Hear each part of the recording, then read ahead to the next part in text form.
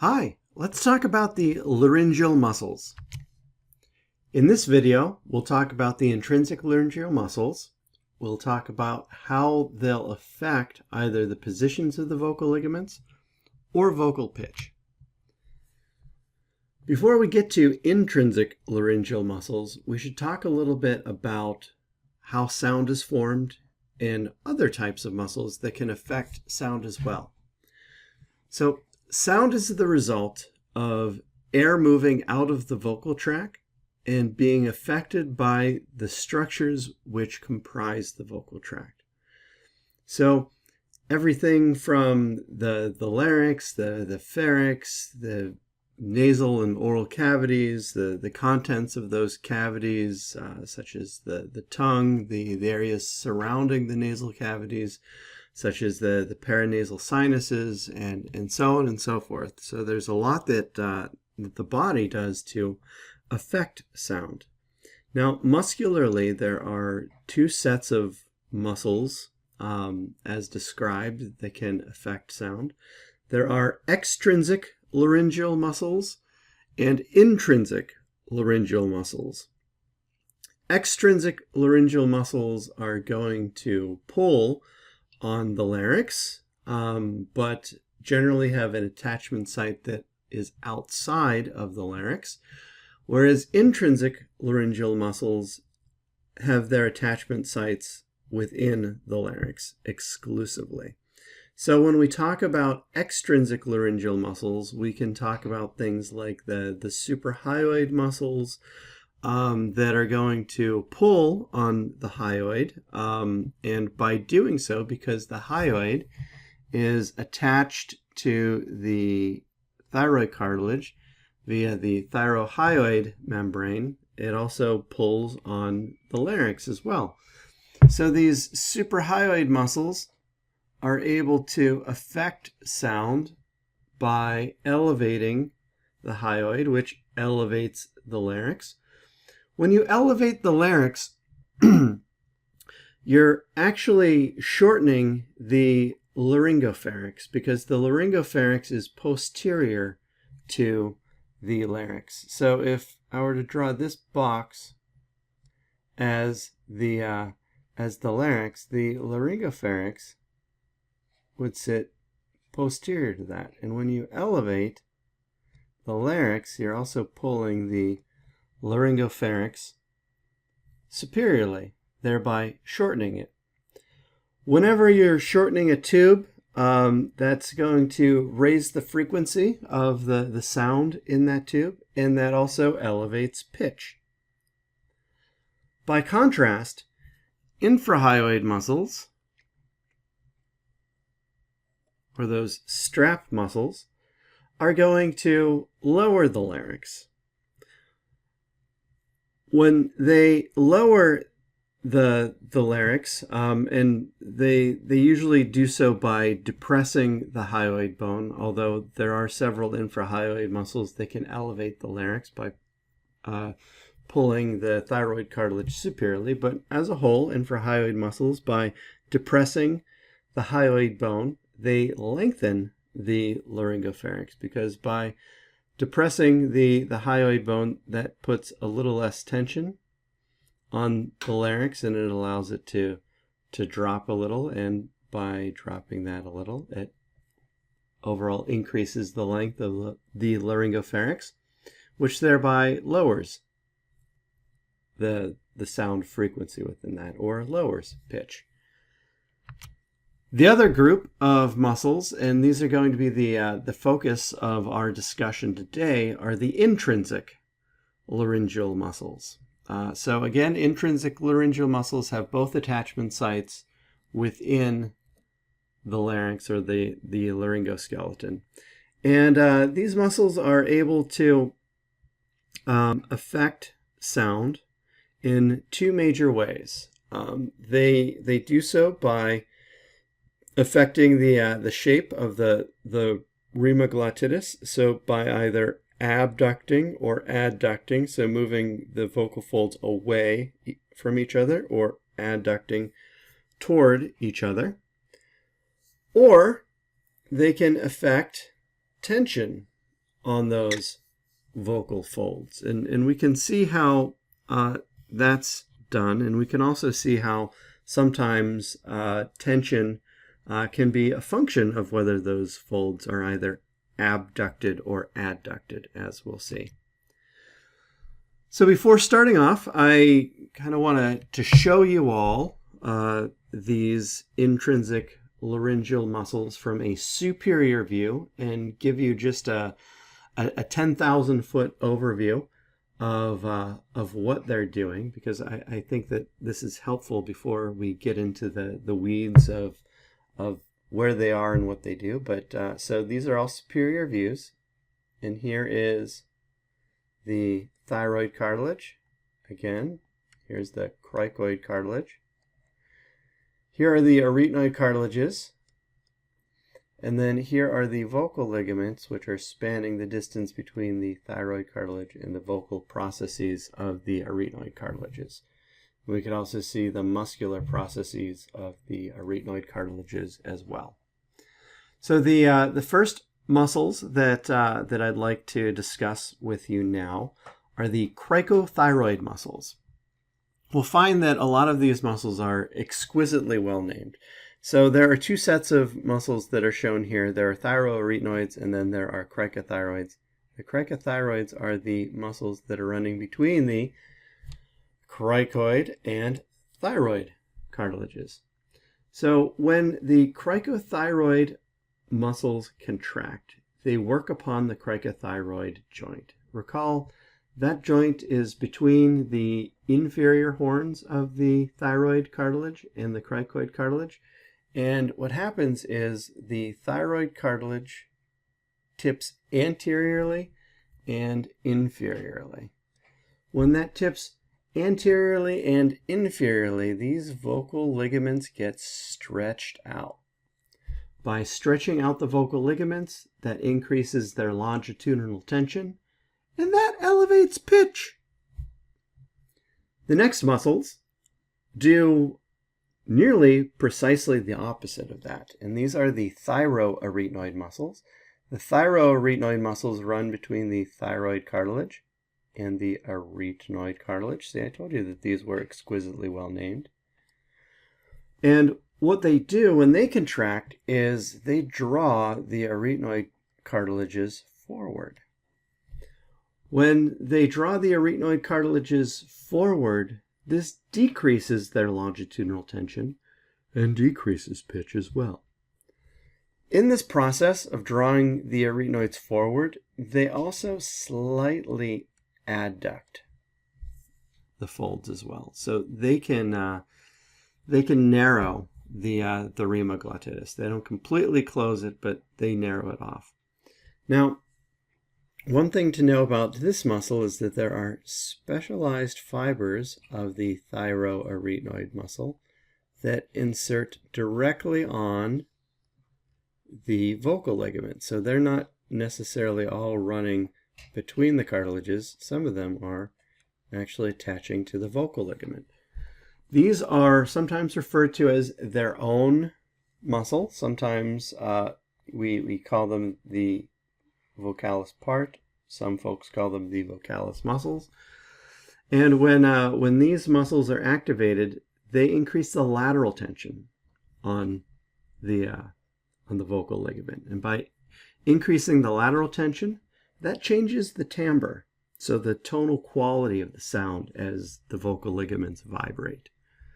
And also by increasing that tension, they can finely elevate pitch. The next set of muscles are the posterior cricoarytenoid muscles. These posterior cricoarytenoid muscles, again, everything is in the name.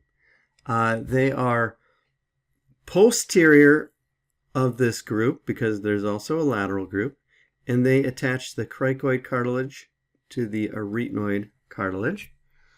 And what they do when they contract is they're going to outwardly pivot the vocal process of the arytenoid cartilage. And when they outwardly pivot that vocal process of the arytenoid cartilage, the vocal folds abduct. and thus we maximally open the rima glottis. By doing this, we're also increasing the longitudinal tension ever so slightly, so this can elevate pitch slightly. These are important muscles because they are the only muscles within the larynx that can increase the patency of the airway. The other set of cricoarytenoid muscles are the lateral cricoarytenoid muscles, and these, as you may guess, laterally attach the cricoid cartilage to the muscular process of the arytenoid cartilage. And when these contract, they inwardly pivot the vocal process and thus adduct the vocal folds. So these muscles can very nearly close the entirety of the rima glottis. So these are going to be important muscles for the Valsalva maneuver, so that straining of force against the vocal folds. And then finally, we have the arytenoid muscles. The arytenoid muscles, as their name may suggest, connect the arytenoid cartilages to one another. And there are two sets of arytenoid muscles, and they're named based on how their fibers run. There's a set where their fibers run transversely, called the transverse arytenoid muscle. And then there are a set which run obliquely, crisscross, which are called the oblique arytenoid muscles. Working together as a pair, they glide the arytenoid cartilages together, so they adduct them, and by doing so, they also adduct the vocal folds. So let's look at each of these muscles individually and in greater detail. And let's start with the posterior cricoarytenoid muscles because, well, for one thing, they're very prominent when you're looking at the posterior aspect of the larynx. For another thing, they're oh so darned important because they're helping to maintain a patent airway. So before we really begin, let's think about what we're seeing here. So there's our cricoid cartilage, like so. Our arytenoid cartilages are going to be sitting atop the cricoid cartilage, like so. And out laterally here is going to be that muscular process of the arytenoid cartilage. So the posterior cricoarytenoid muscle runs from that muscular process back to the posterior aspect of the cricoid. So very well named. Very, very well named muscle. When that muscle contracts, it outwardly pivots, and we are able to abduct the vocal fold and open the rima glottis. This is an extremely important set of muscles for ventilation. By doing so, this also moves the vocal ligament slightly posteriorly, so we're increasing vocal tension. So this is one of the muscles which increase pitch, not dramatically, but ever so slightly. And this set of muscles, like every set of intrinsic laryngeal muscles except for cricothyroid muscle, are innervated by the recurrent laryngeal nerves. Now let's take a look at the transverse and oblique arytenoid muscles, or just the arytenoid muscles. So again, there's cricoid cartilage. The arytenoid cartilages would be there and there, and spanning the distance between them here, we can see here are the transverse portions of this muscle. So the transverse arytenoid muscles are going to be very good at gliding the arytenoid cartilages together, so they're adducting those cartilages.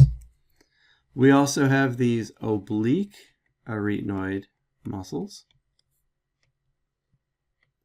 And the oblique arytenoid muscles are also going to adduct the arytenoid cartilages together so as to close the rima glottis. Closing the rima glottis is an important thing for phonation because in order to vibrate those vocal folds, we need to put them in the way of expelled air. So adducted folds are folds that are active in phonation. There's also an additional part of the oblique arytenoid muscle, which is going to be important here. And I'll circle it there. This is known as the airy epiglottic part of the oblique arytenoid muscle. That airy epiglottic part gets its name because it's connecting the arytenoid cartilage with the epiglottic cartilage. Now, the two of these muscles actually help to form a partial sphincter around the laryngeal inlet. So they can help decrease the size of the laryngeal inlet to produce a more powerful or a greater velocity of air as it exits from the larynx. The arytenoid muscles, like nearly all of the other intrinsic laryngeal muscles, are innervated by the recurrent laryngeal nerves. All right, now the other cricoarytenoid muscle, the lateral cricoarytenoid muscle. So the lateral cricoarytenoid muscle runs from the lateral aspect of the cricoid cartilage to the muscular process of the arytenoid cartilage, and when active, it pivots the vocal process inwards so as to adduct the vocal folds. So this helps for phonation as well as helping with the Valsalva maneuver. In this particular image, what's happened, you can't see it anteriorly, but this is this is the thyroid lamina that it's been cut along the midline, and we have reflected it outwards. By reflecting it outwards, we can see this lateral cricoarytenoid muscle there. So here is the muscular process deep to this point of the arytenoid cartilage, and we can see here is that posterior cricoarytenoid muscle. And we can see that it's meeting that lateral cricoarytenoid muscle at the muscular process. So the posterior and the lateral cricoarytenoid muscles are in a contest to see which direction that muscular process can be pulled. The posterior for ventilation, the lateral for phonation. And the lateral is innervated by the recurrent laryngeal nerves. Finally now, we have, not finally, we have the thyroarytenoid muscles. The thyroarytenoid muscles are really interesting muscles because they're connecting the thyroid cartilage with the arytenoid cartilages, and when they contract, they glide the arytenoid cartilages anteriorly, and by doing so, they decrease the tension and lower the pitch on the vocal ligaments. But there are specialized fibers here. There are a couple of specialized fibers of the thyroarytenoids. These are attaching directly on the vocal ligaments, and as they pull on the vocal ligaments, that can do one of two things. It can increase lateral tension, and that increase of lateral tension, if we were to look at a cross-section of a vocal ligament, let's say that it just kind of looked like this, it could pull on that like so as to flatten that vocal ligament out, so as to change the timbre or the tonal quality of sound as it vibrates that vocal ligament. Because we're also adding tension, that can finally increase pitch as well.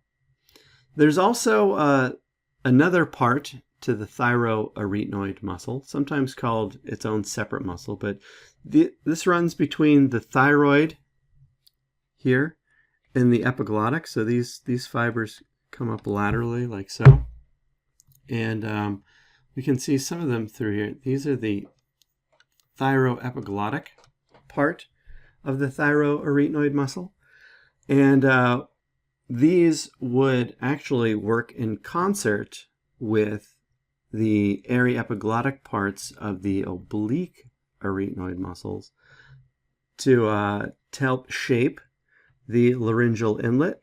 But in this case, the thyroepiglottic part actually helps to pull the quadrangular membrane and mucosa away to help dilate the inlet, whereas the aryepiglottic part of the oblique arytenoid is more of a sphincter of that outlet. So they're working in concert with one another, but they're doing the opposite things. The thyroarytenoid muscles and all of their parts are innervated by the recurrent laryngeal nerves. Now, that finally leads us to the cricothyroid muscle. So we've seen the cricothyroid muscle here, running between the cricoid cartilage and the thyroid cartilage. We've also seen the cricothyroid muscle here, and there are a couple of large-scale parts to that.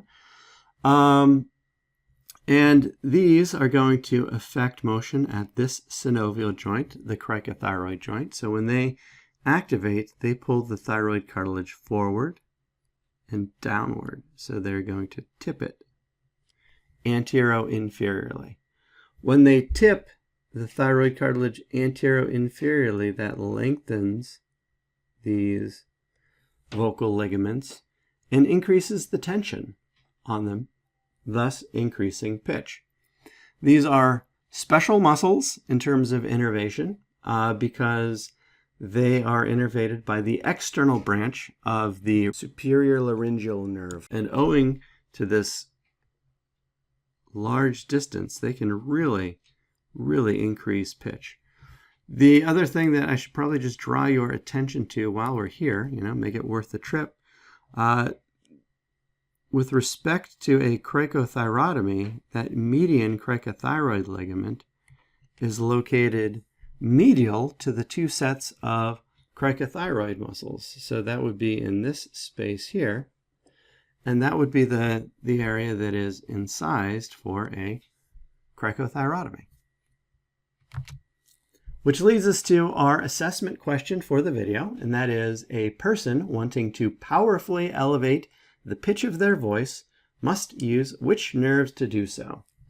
Let's see, external branches of the superior laryngeal nerves. Well, in terms of the intrinsic laryngeal muscles, they would innervate cricothyroid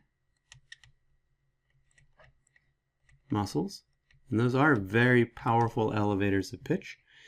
Internal branches of superior laryngeal nerves, these are afferent and secretomotor to the mucosa superior to the vocal fold, so I would say that's out. Recurrent laryngeal nerves, nearly all other intrinsic laryngeal muscles, but none of them are very powerful elevators of pitch. Many of them are just minor elevators of pitch, so for now I think that the external branches of superior laryngeal nerves are winning. And then finally, vagus nerves. Well, aren't all of these branches of vagus nerves? To be quite honest with you, I find vagus to be too general an answer for this. So when addressing multiple choice questions like this, you should always go with the answer which is the most specific while not being technically incorrect. And therefore, the correct answer would be A. Thank you very much for your time.